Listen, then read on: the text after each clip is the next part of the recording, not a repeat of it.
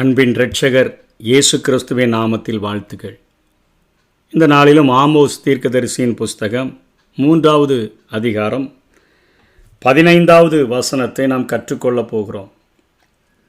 அதாவது, மாரி காலத்து உடைய வீட்டையும் கோடை காலத்து வீட்டையும் அழிப்பேன், அப்பொழுது யானை தந்தத்தால் செய்யப்பட்ட வீடுகள் அழியும், பெரிய வீடுகளுக்கும் முடிவு வரும் என்று கர்த்தர் சொல்லுகிறார். அதாவது, கர்த்தராகிய ஆண்டவர் 7ஆம் வசனத்தில் தீர்க்கதரிசிகளாகிய தம்முடைய ஊழியக்காரர்களுக்கு தமது இரகசியத்தை வெளிப்படுத்தாமல் ஒரு காரியத்தையும் செய்யார் என்று சொல்லி இங்கே ஆமோஸ் சொல்லுகிறார்.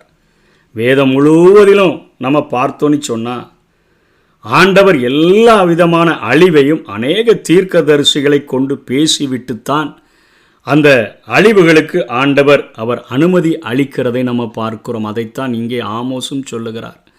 கர்த்தராகிய ஆண்டவர் தீர்க்கதரிசிகளாகிய தம்முடைய ஊழியக்காரருக்கு தம்முடைய இரகசியத்தை வெளிப்படுத்தாமல் ஒரு காரியத்தையும் செய்யார். அதனால தான் சிங்கம் கெர்ச்சிக்கிறது போல அவர் கெர்ச்சிக்கிறார்.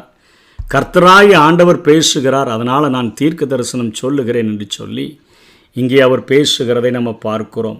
ஆகவே சத்துரு தேசத்தை சூழ்ந்து கொண்டு ஒரு மிகப்பெரிய அழிவை கொடுக்க போகிறான். கொஞ்சம் பேர் மட்டும் 12ஆம் வசனத்தில் சொல்லப்பட்டது போல, ஒரு மேய்ப்பன் 2 கால்களையாவது ஒரு காதின் துண்டையாவது சிங்கத்தின் வாயிலிருந்து பிடுங்கி தப்புவிக்குமா போல சமாரியாவில் குடியிருக்கிற இஸ்ரவேல் புத்திரர் ஒரு படுக்கையின் மூலையிலிருந்தும் ஒரு மஞ்சத்தின் மேலிருந்தும் தப்புவிக்கப்படுவார்கள் என்று கர்த்தர் சொல்லுகிறார். ஒரு படுக்கையின் மூலையில் எத்தனை பேர் இருக்க முடியும்? ஒரு மஞ்சத்தின் மேலே எவ்வளோ பேர் தான் இருக்க முடியும்? கொஞ்சம் பேர் மாத்திரம் தப்புவிக்கப்படுவார்கள். ஒரு மேய்ப்பன் 2 காலையாவது ஒரு காதின் துண்டையாவதுன்னு சொல்லப்படுத.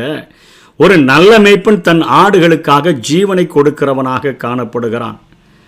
இந்த நல்ல மேய்ப்பன் ஒரு சிங்கம் ஒரு ஆட்டை பிடிச்சிருச்சுன்னு சொன்னால், அவன் அந்த சிங்கத்தோடு கூட போராடும் பொழுது அவன் போராடினான் என்பதற்கு அடையாளமாக 2 காலையாவது மீட்கணும், இல்லைன்னா ஒரு காது துண்டையாவது அவன் எடுத்துக்கொண்டு தன்னிடத்தில் ஆடுகளை ஒப்புவித்த ஓனர் இடத்துல கொண்டு காட்டணும். சிங்கம் இப்படி வேட்டையாடிச்சு, நான் விட்டுட்டு ஓடலை, போராடினேன், அதில் மிஞ்சினது தான் இந்த 2 காலு, இல்லைன்னா அந்த காதின் துண்டுன்னு சொல்லி போய் கொடுக்கணும். இல்லைன்னு சொன்னால் அந்த ஆட்டின் விலையை இந்த மேய்ப்பன் தான் செலுத்தி ஆகணும்.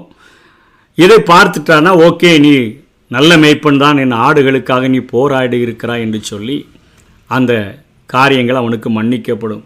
ஆகவே ஒரு சின்ன ஒரு மீட்பு தான் உங்களுக்குள்ளே உண்டாக போகுது. மீதி எல்லா ஜனங்களும் அழிக்கப்பட போகிறார்கள் என்கிற காரியத்தை ஆண்டவர் சொல்லுகிறார. ஏன்னா, ஏழைகளின் மேலே அவர்கள் அத்தனையாய் கரிசனம் செலுத்தாமல் வாழ்ந்த வாழ்க்கையை குறித்து ஆண்டவர் அவர்களுக்கு எச்சரிக்கிறார்.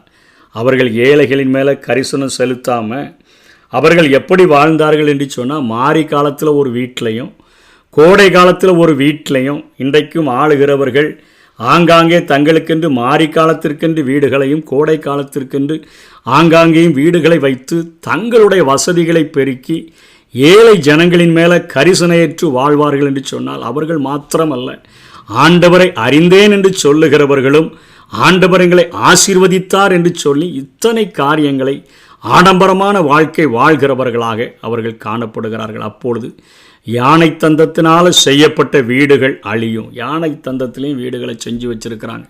யானை இறந்தாலும் 1000 பொன், இருந்தாலும் 1000 பொன் என்று சொல்லி படிக்கிறோமே, அந்த யானை தந்தத்துக்கு அத்தனை விலைகள் விலையேற பெற்றவைகளாய் காணப்படுதா. அதனால் வீடுகளை கட்டி வைத்து அத்தனை ஆடம்பரமான ஒரு வாழ்க்கை. ஏழை எளிய ஜனங்களின் மேலே ஒரு கரிசனை இல்லை, அவர்களுடைய வாழ்க்கையின் மேலே ஒரு கரிசனை இல்லை.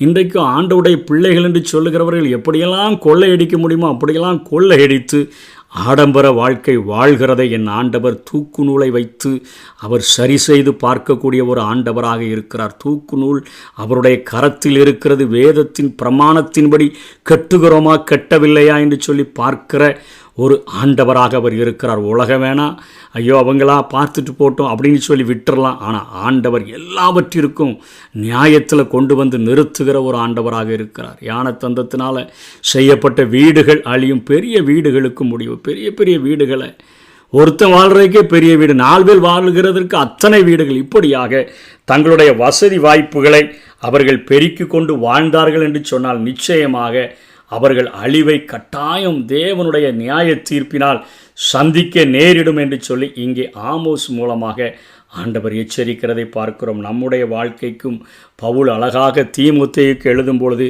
அருமையாக பட்டியலிட்டு எழுதியிருக்கிறத 1 தீமோத்தேயு 6ஆம் அதிகாரம் 6ஆம் வசனத்திலிருந்து 19ஆம் வசனம் வரையிலும் நாம் தெளிவாக கற்றுக்கொள்ள முடியும். எப்படி வேத பிரமாணத்தின்படி நம்ம வாழணும் கட்டணும்னு சொல்லி தெளிவாக இங்கே தீமோத்தேயுக்கு பவுல் எழுதியிருக்கிறார். ஒரு பெரிய கப்பல் ஓனராக இருந்த பவுல் ஆண்டவருக்காக கிறிஸ்துவை அறிகிற அறிவின் மேன்மைக்காக எல்லாவற்றையும் நஷ்டமென்று விட்டேன், குப்பையுமாக எண்ணுகிறேன் என்று சொன்னவர் தன்னுடைய வாழ்க்கை அனுபவத்தில் இருந்து அவர் சொல்லுகிற காரியம் போதும் என்கிற மனதுடனே கூடிய தேவபக்தியே மிகுந்த ஆதாயம்.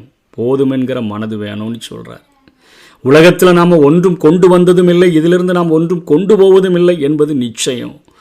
யாருமே இறந்த பின்பு ஒரு பத்திரத்தை தூக்கிட்டு போக முடியாது, கொஞ்சம் நகை அள்ளிட்டு போக முடியாது, இல்லைனா கொஞ்சம் பெரிய வசதி வாய்ப்புகள் பதவிகளெல்லாம் நான் கொண்டு போயிடுவேன்னு யாருமே சொல்ல முடியாது. உலகத்தில் நாம் ஒன்றும் நிர்வாணியாக தான் போகிறேன், ஒன்றும் கொண்டு வந்ததில்லை, ஒன்றும் கொண்டு போவதில்லை என்பது நிச்சயம். உண்ணவும் உடுக்கவும் நமக்கு உண்டாயிருந்தால் அது போதுமென்று இருக்க கடவும் ஐஸ்வர்யவான்களாக விரும்புகிறவர்கள் சோதனையிலும் கண்ணியிலும் மனுஷரை கேட்டிலும் அழிவிலும் அமிழ்த்துகிற மதிகேடும் சேதமுமான பலவித இச்சைகளிலும் விழுகிறார்கள் என்று பவுல் எச்சரிக்கிறார். பண ஆசை எல்லா தீமைக்கும் வேறாயிருக்கிறது. சிலர் இதை இச்சித்து விசுவாசத்தை விட்டு வழுகி தங்களை உருவ குத்தி கொண்டிருக்கிறார்கள்.